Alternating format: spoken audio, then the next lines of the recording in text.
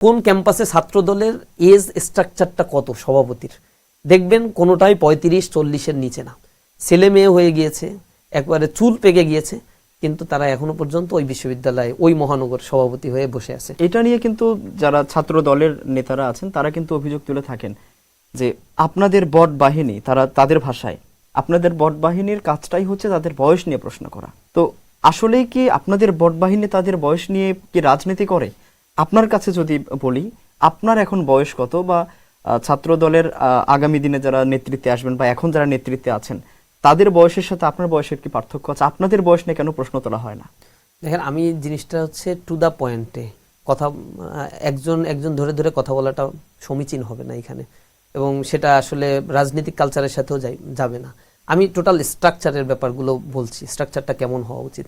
ইসলামী ছাত্র শিবিরের বিশ্ববিদ্যালয়ের স্ট্রাকচারগুলো অথবা একটা উপশাখা, থানা, আমাদের তো এক একটা স্টেজ আছে, ছাত্র দলেরও আছে বা ছাত্র শক্তিরও আছে।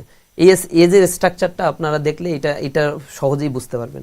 আমাদের বিশ্ববিদ্যালয়ের স্ট্রাকচারটা টু সাম এক্সটেন্ট মাস্টার্স চলে অথবা মাস্টার্স শেষ, এই এজের মধ্যেই আমরা রাখি, এবং প্রতি বছর আমাদের সেট আপ চেঞ্জ হয়। কিন্তু কোনো একটা ছাত্র সংগঠনের আপনারা দেখবেন 10 বছর ধরে একজন বা 15 বছর ধরে একজনই দায়িত্ব পালন করছে, তাদের স্ট্রাকচারে গঠনমূলক কোনো পরিবর্তন হচ্ছে না, গুণগত কোনো পরিবর্তন হচ্ছে না।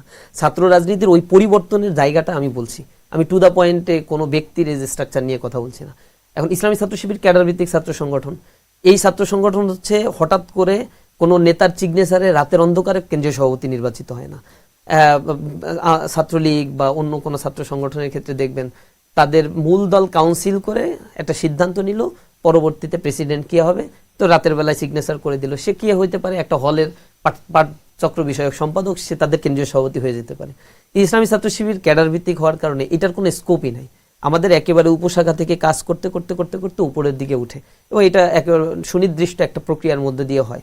এর কারণে কেন্দ্রীয় সভাপতি যিনি হন বা কেন্দ্রের কার্যকরী পরিষদ যারা দায়িত্ব পালন করেন, তাদের এজ স্ট্রাকচার মিনিমাম আমরা 30 মেনটেন করি।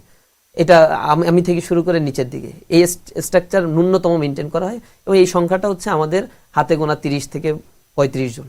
এর নিচে যারা রয়েছে সবাই হচ্ছে রানিং স্টুডেন্ট হতে হয়, সামহাউ রানিং বলতে রানিং অনার্স এবং মাস্টার্স। আর কেন্দ্রে যারা দায়িত্ব পালন করে তাদেরকে একাধিক মাস্টার্স হয়তো করে বা পিএইচডি করছে কেউ, বা কেউ এমফিল করছে। এভাবে যারা লেখাপড়ার উপরে আছে তাদের মধ্য থেকে একটা অংশের কোয়ালিফাইড লিডারশিপকে আমরা কেন্দ্র পর্যন্ত ধাপে ধাপে নিয়ে আসি। মানে ছাত্রত্ব থাকতেই হয়, ছাত্রত্ব মাস্ট বি থাকতে হয়।